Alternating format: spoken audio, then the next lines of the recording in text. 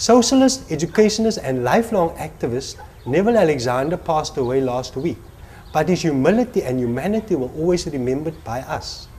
A public memorial service was held this past Saturday at Belgravia High School, paying tribute to a great South African and son of Cape Town. We spent some time with friend and comrade Dr. Sophia Kisting and Elizabeth van der Hayden in conversation with Neville's ideas and legacy. And his great love for that family. Why does racism still exist in South African workplaces after 17 years of so-called democracy? I think one should actually ask an even broader question. Why does racism exist in post-apartheid South Africa? Pure and simple. And the answer is very straightforward, that the fundamental economic relations have not changed, or rather have not changed very fundamentally, with the result that the same structures of colonialism and apartheid, which constructed the racial division of the working class, those same structures continue to exist today, and they have exactly the same kinds of effects. So when we talk about racism in the workplace, we're talking about racism across the entire society. To use Neville's words, he said that I grew up putting other people first. And so it was very easy for me to become a socialist, because for him socialism was really about equality, about all people being the same, about all people having the basics of life, and also very, very much about economic justice, that there need to be much greater sharing of the wealth of the country and of the land, and that people should participate in that. So yes, I think he was very, very much a socialist, but it's important for us just to say what kind of socialist that he was. I think we as communities have a lot to do, especially in education. We've got to encourage, and NUMSA and other groups have to learn this, we've got to encourage our people to learn one another's languages so that we can break the barrier, the language barrier, the cultural barrier that separates us and which is exploited by those in power. And we speak about ourselves as Indian, as colored, as African, and as white. Still, we think, even if we don't want to, if you want to apply for a post, you have this section there that says racial classification. Still, Neville would never fill that in as colored African or that. He would simply probably say racial or not applicable. If you look at what's going on in South Africa today, I think you realize, most of us realize, that a lot of the dreams that people had in 1994 have turned to ash. I mean, that's putting it bluntly. A lot of us realize that. Many of us, of course, predicted this. We knew that some of this was going to happen, but none of us could think that it would be as bad as certain aspects of it have become. I think Neville was not always serious, you know. I remember how he laughed. He had a very infectious laugh. And in spite of the fact that he might have had all these academic achievements and so on, he was a very humble person. He was so completely honest that, and you realize this, his actions were no different from his words. You know, so that's something that I really admired about him. Some of the things that I cannot help but remember is, as Betty said, that he was a very ordinary South African, very ordinary person, but that he did have an extraordinary life because he touched so many. But he would also just come and say, "Oh, I laughed like hell. You know, I laughed like hell at this or that." And he loved dancing, you know, and a good poem, and so he was a very ordinary South African who was gifted with a very great intellect, which he used for the betterment of his people. We've got to make people once again realize that they have the power. Power is not simply the control of armed force, whether it's legitimate or not. That is not only the only source of power. Power is everywhere, but you got to identify it. You got to know where the power is. If you form a community reading club or you start a creche in your community, if you organize your neighborhood, you are creating a center of power. Another world is possible, but it's not going to come by itself. We've got to build it. We've got to build it today.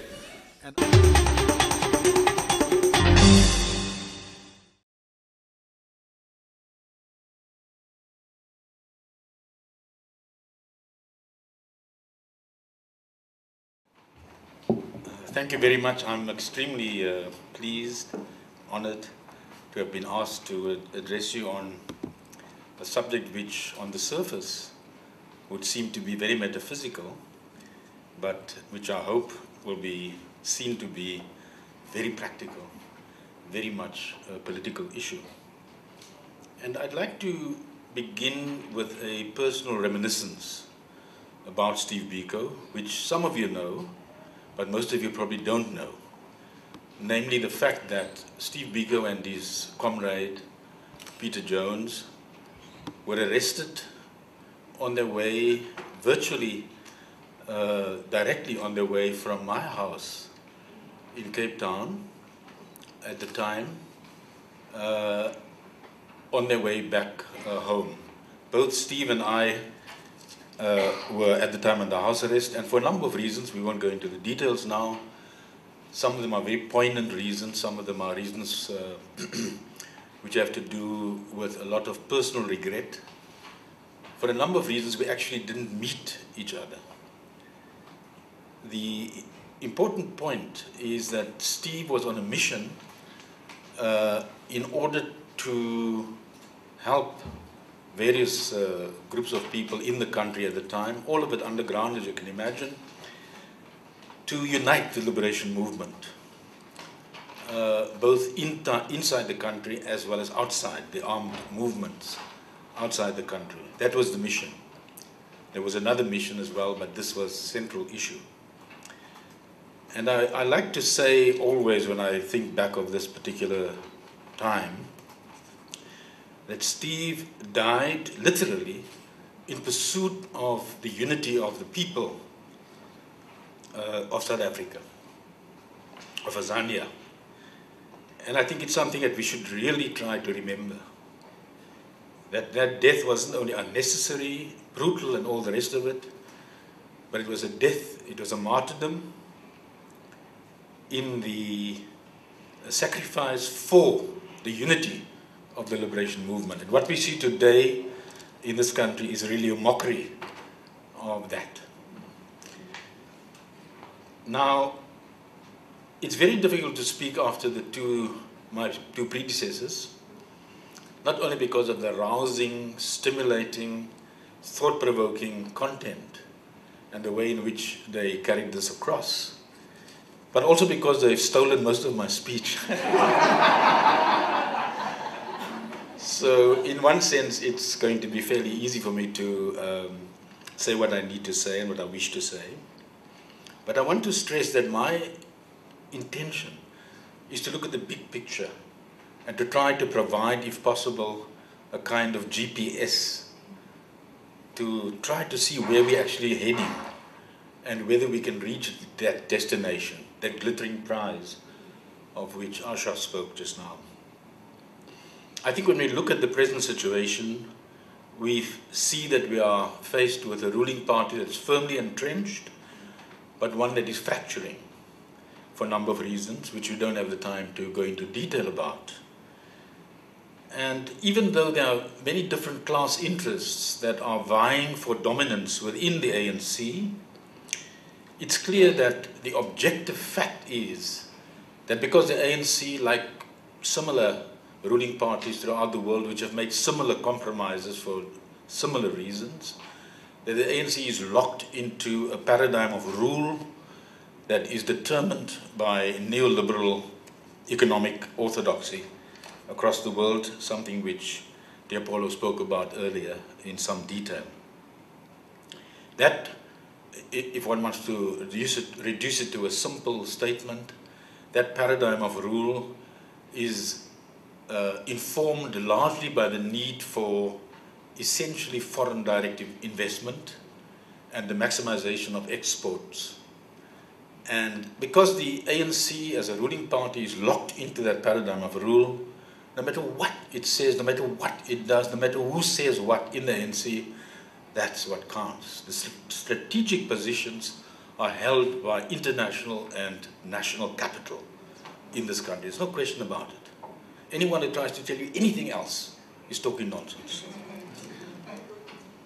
Now, all this is happening in a climate, international economic climate, which is as close to a deep-going recession, an imminent, in fact, some people say the United States has been in recession for the last year, but they simply haven't acknowledged this. An international, worldwide recession, which means for any belief that an export-led development in this country is going to save us economically is a pipe dream. And we can see that. You know, the latest economic statistics from the Reserve Bank demonstrate very clearly that things are going down, and they're going to stay down for a long time. Just to round off this picture, because I don't want to go into the economic issues, to some extent, Leopoldo has already done that. But just to round it off, I want to say that on a worldwide level, there is, of course, a counter dynamic emerging in the South-South cooperation that we, in our country, largely associate with BRICS, Brazil, India, China, South Africa, and generally Indonesia. There are other countries of the South which are beginning to increase the possibility of more space, as it were, for independent sovereign states that may be able to get more space to leverage more power, as it were, on a world level from those who have in the past dominated, mainly the North, mainly Europe, mainly the North America, Australia, and so on. The second point I want to make briefly is that the real beneficiaries of the compromise of 1994 are, of course, besides the white capitalist class, and that has been stated very, very clearly by my predecessors, besides the white capitalist class, who now have open sesame across the whole African continent, something they never had before, who have open sesame across the entire world, and indeed, many, many previously, specifically South African companies have become multinational in that sense. So besides that class, the real beneficiaries have been the rising black middle class, even if it is a higher purchase middle class, a middle class that from overnight can topple back, as it were, into the proletariat. Now, I don't want to go into detail on that. All I want to say is that it's crucial to understand the value system of that middle class, because that's where the leadership of the country is coming from today. And the fact, and again my predecessors have made this point, the fact that that middle class has become so degenerate in its value system, has forgotten what it is that we fought for, how we fought for it, how we suffered for it. That fact is part of the problem, why we can't turn the ship of state around to face in a totally different direction. And that's what I want to address. That's what I mean by the politics of truth. When we look at the opposition to the ruling party, very briefly, besides the DA, which is clearly and openly a party of capital, you've got COPE, you've got the IFP, you've got the UDM, you've got a few other smaller groups. And all of these are no-hope parties. All of them are divided, fractured, etc., etc., and they're all fracturing and dividing for a very simple reason. Same reason as in the ANC, namely the fact that from a past which was informed by a struggle for a true humanity, from a past that was informed by that struggle, they now have to accustom themselves to a neoliberal barbarism, the brutality of, I think Alan was saying earlier, I want, forget how you put it, but basically a philosophy that says, I am the purpose of all life. I am what it's all about. You give me, and I might give you back, but I'm not obliged to. Now, That's the struggle in these parties. And that is why those who have a modicum of decency in them are falling away from these parties, are splitting away, going back to where they came from, either dying away, as it were, or doing some small enterprise stuff. So all these parties, there are no hope parties. I mean, let's not beat about the bush. They can't become neoliberal parties, or rather they want to become neoliberal parties. Most of them are either going to end up as the IDP did inside the DA, or they're going to end up inside the ANC, which is virtually the same thing today. However, the aura of liberation continues to give a credibility to the ANC, which it deserves, let's face it, which it deserves. It was the mainstream of the liberation struggle. There's no question about that. And it gives it the dominance that it has. And that is the reason why the most effective opposition today is inside the ANC, not outside.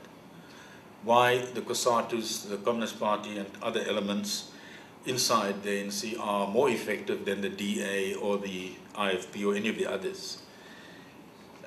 However, and here I'm giving a benefit of the doubt to the leadership of this inner party opposition, as I say, I believe that their attempt to move the ANC leftwards, and I give the benefit of the doubt, I'm suggesting that they actually believe they can do this, to move it leftwards, to turn it into a socialist movement, as they say. I believe this is just, quixotic. It's Don Quixote. It's jousting at windmills. It's not going to happen, to put it simply. These guys are going to be shifted aside one of these days. Hopefully not in the brutal way that is happening in other countries, where the communists were literally liquidated by the capitalist class inside these parties. If you think back of Indonesia, those of you who know your history will remember, almost 1 million communists were simply decimated for the very same sort of reasons. So, it's time for these people also, by the way, to wake up and to smell the coffee, as they say. We also have, and I think we need to be quite honest about this again, I think Asha spoke to this briefly, there is a global dilemma of the left. The credibility of post-capitalist societies, of socialism, the credibility of socialism went with the collapse of the Soviet Union. Because in the eyes of most human beings on the planet, the Soviet Union was actually existing socialism. Whether we liked it on the left or not, but that's what the people believed. And when the Soviet Union collapsed, socialism, the credibility of socialism collapsed. Of course, it doesn't mean that socialism, revolution, and so on, as Asha said, that these things have had their day. Far from it. The point is to find a way back into that way of thinking, into that way of acting, to find a way that is more appropriate to the times. We can't continue talking, in the language of the 19th century. We've got to find a new language, we've got to find a new set of metaphors in order to get people to understand what the truth really is. Unless you want to be fatalistic and you say that human beings are greedy by nature, human beings are brutal, domineering, etc. by nature, all of which, of course, is not true. People die for other people, and that alone, whether you're a soldier or whether you're a mother of a child that's threatened by death, and you're willing to die for that child, you're willing to die for your fellow soldier, it disproves any idea that human beings are simply greedy, self-centered, etc., etc. There is no such thing. Human beings are as pliable, as labile as anything else. And that's what we need to believe. That's where we need to start. Now, I just want to say very briefly, why are we talking about truth in this setup? And I think the simple answer is, and it links to something that dear Paula was saying earlier, but almost from the other side, so to speak. She said we must recapture the state. I also believe that. But I believe that power is all over. I believe, and it's a title of a book, that we can change the world without taking power. Without taking power. We need to find, when I say without taking power, I mean without capturing the state. But I also want to contradict myself by saying that by changing the world, we're actually capturing the state. I want to get to that point very briefly now. How are we going to do this? As I see it, and there are a few attempts in South Africa at the moment and in other parts of the world as well, but in South Africa at the moment there are a few attempts to get people once again to believe, as it were from below, to get people to believe in the credibility and the viability of struggle against the capitalist system. To believe that there is an alternative, not as Margaret Thatcher said, there is no alternative. We've got to get out of that mindset. We've got to find out how do we get to the point where people once again believe that there is an alternative and are prepared in the passionate way that we all were prepared to fight against apartheid capitalism, to fight against post-apartheid capitalism. With the same passion, with the same total commitment which people like Steve Biko, amongst many others, demonstrated in their lives and through their death. It's about getting people, the masses of our people, to understand what's actually happening in the country. Revealing, and in some cases exposing, the truth, so that people can see that they have the power to change things. This is what it's really about. That's why we talk about the politics of truth. It's about accountability. It's about deepening democracy. It's about, and some people are doing this at an official level. The public protector, for example, is exposing a whole lot of things that need to be exposed. But we need to get people to understand, for example, that big firms pay something like, I think it's a fifth, if not less, a fifth for electricity per unit than what an ordinary household pays. Why is this so? Because capital reigns supreme. Because foreign direct investment is essential. So you want to give them electricity at a very cheap rate, but you're asking the poorest of the poor to pay 5, 6, 7 times more than they pay per unit of electricity. It's that kind of truth that we need to expose people to, that we need to expose to people so that they can say, look, we're not prepared to do this. We are citizens. We have the power. We made 1994 possible, and we're not going to allow this to continue. That's what it's about. It's about, as I say, accountability, about deepening democracy, about getting public participation as citizens in the politics of our country. I believe that we still have time to redirect the ship of state. I was laughing at Alan saying about the Enterprise, the Star Trek, and so on, because I was thinking to myself that actually the metaphor that we should have in our mind is that the ship of state, you know, it's a ship of fools. There's a famous story about the ship of fools. It's a ship of fools, and we've got to turn this blooming thing around. We've got to make sure that we're not just shifting the deck chairs or the Titanic, so to speak. We've got to point it in a different direction. We've got to get to that horizon, the distant, glittering prize, that horizon. We've got to get back there somehow. This is what it's all about, and that's how we need to see it. The question is, can we do it? If you believe that you can only do it if you get control of the state, you're lost. You've got to do it from below. You've got to get people to understand that when they form a neighborhood watch, this is on the more negative side, when they form a neighborhood watch or a community watch, they are empowering themselves. When they establish a reading club, a community reading club in a poor community where households don't have books, don't have literate parents, don't have people who have the time to take an interest in the education of their children, when they form a community reading club, they are empowering themselves, they are empowering the entire community. When they form a cooperative, a bulk buying club, etc., there are many different ways in which people can and in fact do empower themselves, but we've got to make this systematic, we've got to coordinate it, it's got to become a movement. That's what the truth is about. It's about both exposing what's really going on so that people can realize, my goodness, why do we believe in these characters? Why do we believe in these self-serving, self-centered, greedy people? We can empower ourselves. That's what we must do. So it's not simply lamenting, complaining, condemning. It's about empowering, about doing things yourselves, taking charge of your own lives. And there's a lot of pressure on us to do this.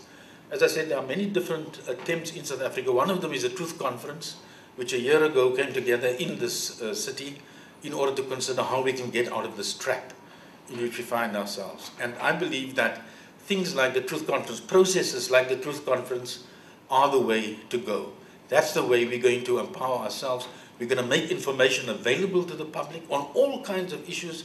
What's really going on in education? Why is education in such a mess? Why is the public health service in such a mess? Why is the energy, delivery of energy such a huge problem when it shouldn't be? And so on and so forth. Why are there no jobs? These are the questions. We need to expose the truth. So that people, you know, I always say that intellectuals are not people who go to universities. Intellectuals are people who understand how society is structured and how society works. That's what an intellectual really is. You don't have to have a degree to become an intellectual. So I'm saying that we need to make it possible for people to see that they have the power to change things. And this is what it's about. We need to find the leadership. We need to find what now in modern parlance, I don't even know what it really means. You need to find the sort of things that are what they call game-breaking activities. I don't know what game-breaking means, but I'm sure you do. You've got to find that sort of thing so that we can get out of this trap and actually look in a different direction altogether. And by the way, I don't want to be misunderstood. I'm not suggesting it should be anti-government, anti-ANC, anything like that. There are people inside the ANC, inside government, and outside who are equally committed to what I'm saying here. I want you to understand that. We need to get together those people who belong together. The problem is that people, because of patronage, because of fear of losing your job, people are doing things that normally in their decent hours in the evening they would never think of doing. But they're doing them because they're scared of losing their jobs, because of this element, this environment, this atmosphere of fear, which is once again ruining our lives in this country. And it's not just the fear of crime and the fear of criminals and you know, people who break into your house and rape your daughter or whatever they do. It's not just that. It's the fear of being eliminated, being sidelined, being made poor overnight, being ridiculed, and all the rest of it. The dysfunctional local and provincial states, places like the Eastern Cape, Mpumalanga, and so on, and many other examples. These are things that we need to explain to people why this is so. I have much more to say, but I think my time is up. I should come to an end. I think that we need to be clear that what we want to do is to demonstrate the possibility of an alternative. I've given examples of what we can begin to do. We need a movement. It's got to become a movement of the people that will put pressure on government to behave in the way we wanted them, you know, the Hosannas, the orchestra, all the stuff that Apollo was speaking about when we voted in 1994. We need to put that kind of pressure on government. And if government cannot deliver, let us then do what Asha said. Let us have the courage to say, in that case, we've got to get rid of government. We've got to do that. Nobody today, you know, we live in a democracy. We've got Uhuru, even if we haven't got Ubuntu.